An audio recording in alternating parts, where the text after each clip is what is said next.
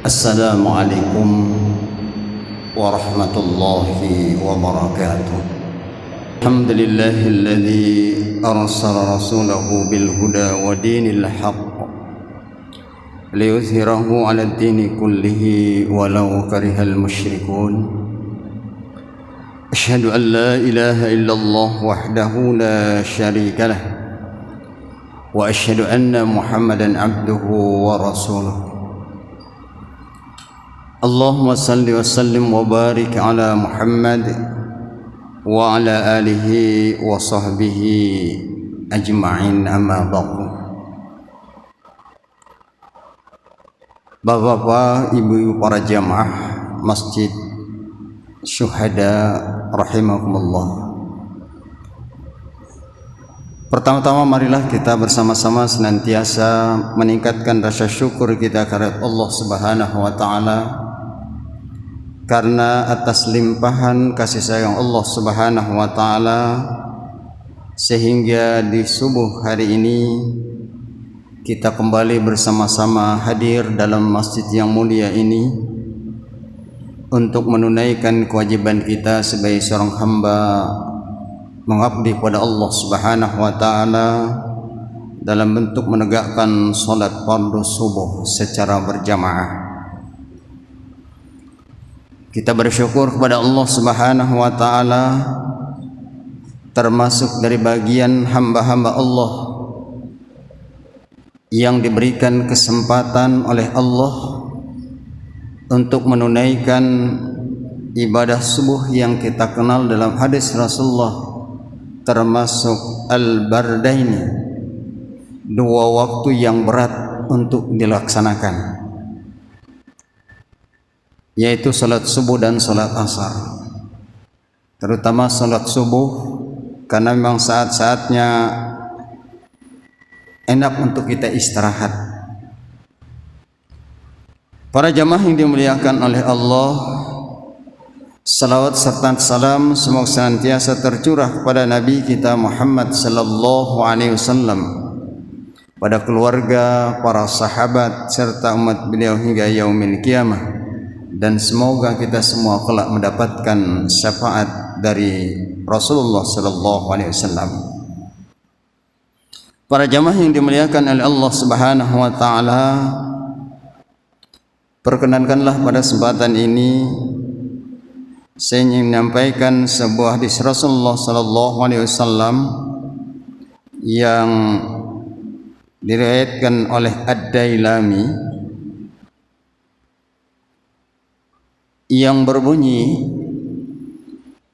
rahimallahu man hafidha lisanahu wa arafa zamanahu wa istiqamat tariqatuhu.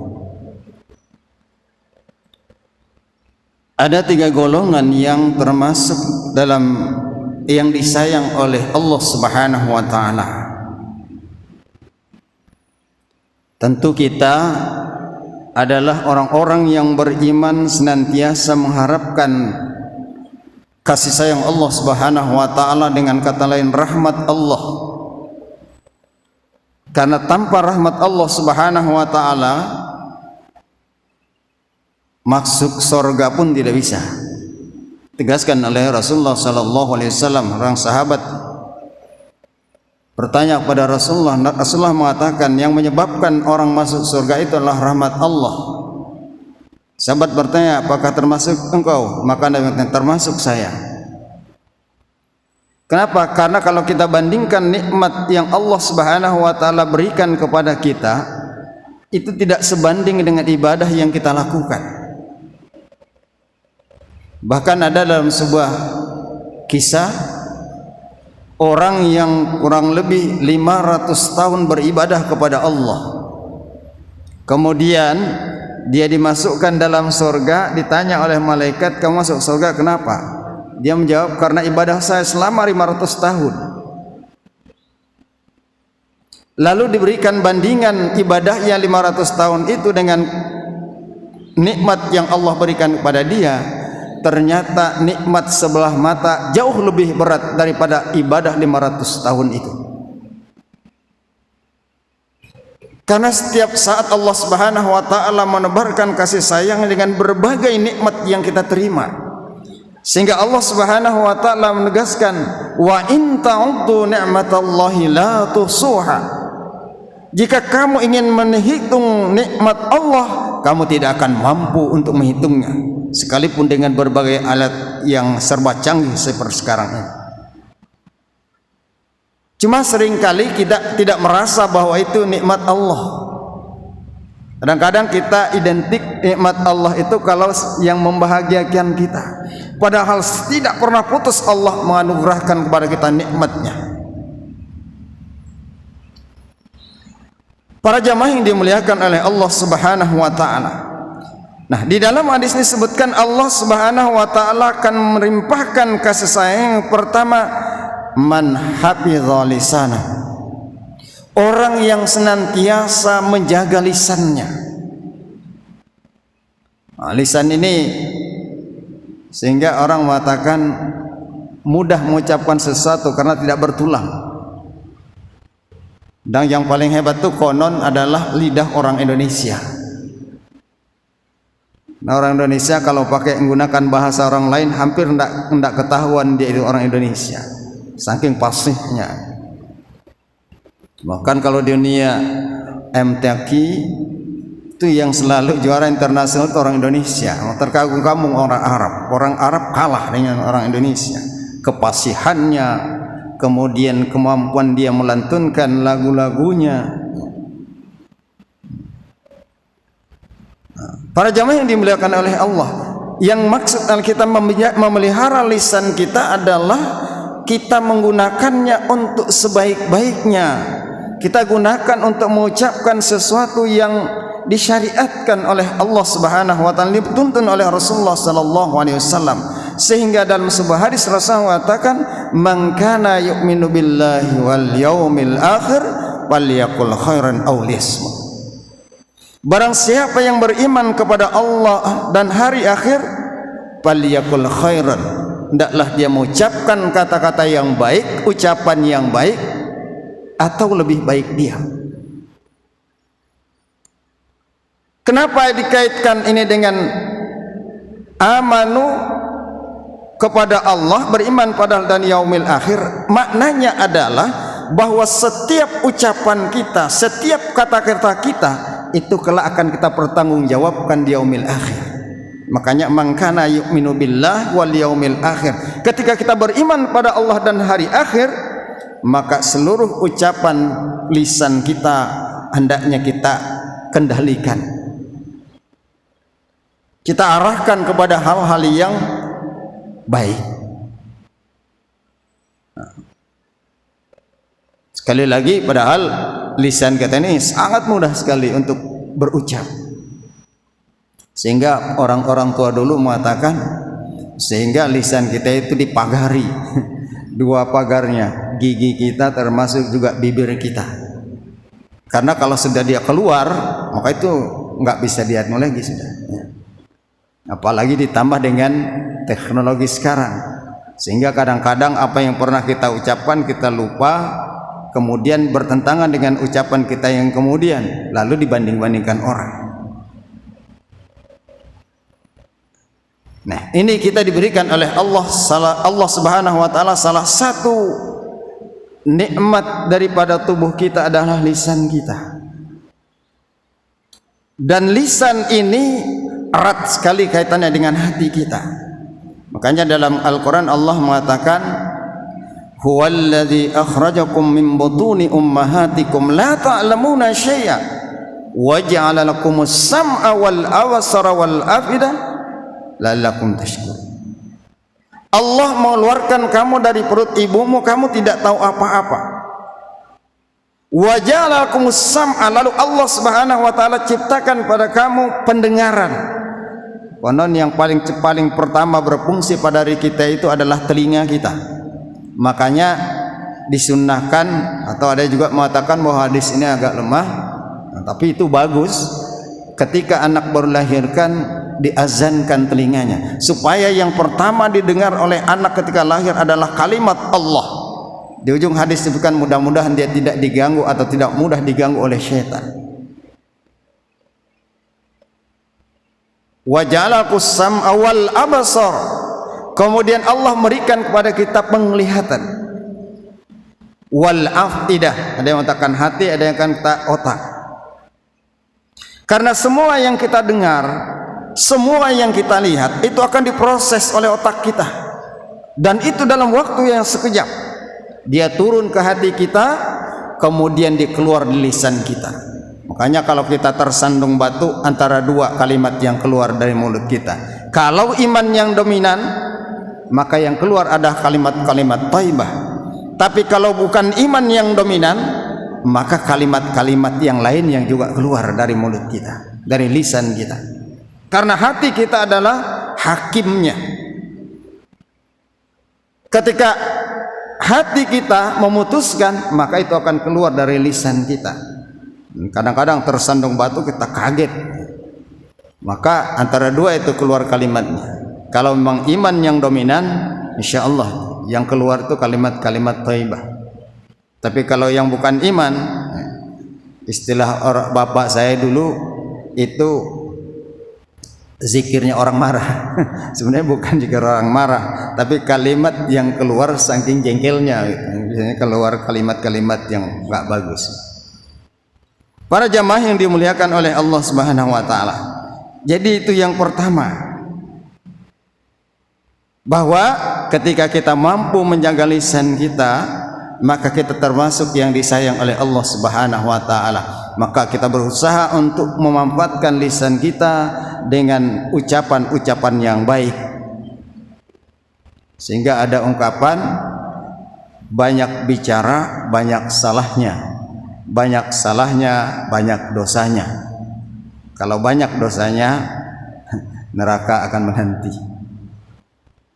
Jadi bukan berarti kita dilarang berbicara, tapi justru kita harus lebih banyak berbicara, tapi dalam hal yang baik dan kebaikan. Para jamaah yang dimuliakan oleh Allah Subhanahu wa taala, itu yang pertama. Yang kedua, wa arafa zamanahu, orang yang kenal dengan waktunya. Kita dalam 24 jam ini diberikan oleh Allah Subhanahu wa taala, sehingga disebutkan dalam Al-Quran berkaitan dengan ibadah, khususnya salat, itu disebutkan oleh Allah, inna salata kanat alal mu'minina kitaban mawquta. Sesungguhnya waktu-waktu salat itu telah ditentukan oleh Allah bagi orang-orang beriman. Makanya alhamdulillah kita ini, apalagi dengan teknologi sekarang, kita tahu subuh jam berapa, zuhur jam berapa, asar jam berapa, maghrib dan isya jam berapa. Sehingga Allah ada istilah bahwa Allah memberikan kepada kita terminal tempat kita merenung sejenak untuk memikirkan kebesaran Allah Subhanahu wa taala, dan diberikan kesempatan untuk kita mensyukuri nikmat yang Allah berikan kepada kita. Karena dalam rentang waktu itu bisa saja kita tergelincir. Interval waktu subuh dengan zuhur agak panjang, maka di situ kita bergelut dengan berbagai macam pekerjaan kita. Lalu Allah sediakan terminal untuk kita mengingat Allah. Ada salat sunnah yang utama di sana, yaitu salat sunat duha, sehingga kita masih terkontrol dengan apa yang sedang kita hadapi. Kemudian interval waktu zuhur dengan asar itu tidak begitu panjang, karena memang suasana masih dalam keadaan panas dan lain sebagainya. Tapi ada waktu terminal kita kembali menghadap Allah Subhanahu wa taala. Sehingga Allah yarham Kiai Haji Abdul Fattah Majid dulu mengatakan, beliau menerjemahkan Subhanallazi asra bi abdihi laila minal masjidil haram ilal masjidil aqsa. Kata beliau, kalau kamu ingin tenang dalam hidupmu, maka berangkatlah kamu dari sajadahmu dan kembalilah kamu ke tempatmu kepada sajadahmu. Insyaallah, kata beliau, kalau itu diamalkan, insyaallah akan mendapatkan ketentraman dalam hidup. Berangkat dari atas sejadah dan kembali ke sejadah. Sehingga beliau menekankan betul itu berkaitan dengan khusyuk. Kata beliau, khusyuk itu bukan hanya ketika kita sholat, tetapi sebelum sholat itu sudah harus ada 3 hal kata beliau. Yang pertama, waktu. Kata beliau, jam tidak usah perlu terlalu mahal, tapi yang karena semua daripada jam yang kita miliki itu yang kita perhatikan cuma waktu saja. Sehingga beliau dalam waktu itu disiplin luar biasa. Kami sangat merasakan. Karena sholat sudah ditentukan oleh Allah waktunya. Jadi waktu kata beliau diperhatikan. Kemudian yang kedua, pakaian. Itu harus diperhatikan karena yang akan kita hadapi ini yang memberikan seluruh fasilitas kehidupan kita. Maka pantas kalau pakaian terbaik untuk menghadapnya adalah pakaian terbaik pula. Tidak usah perlu mahal kata beliau, tapi rapi, bersih.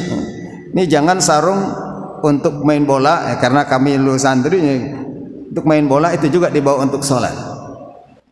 Kalau perlu kata di rumah itu satu untuk khusus untuk tidur, yang kaitan dengan kamar belakang khusus untuk sholat sendiri satu, atau paling tidak pakaian untuk sholat itu dikhususkan kecuali dalam perjalanan.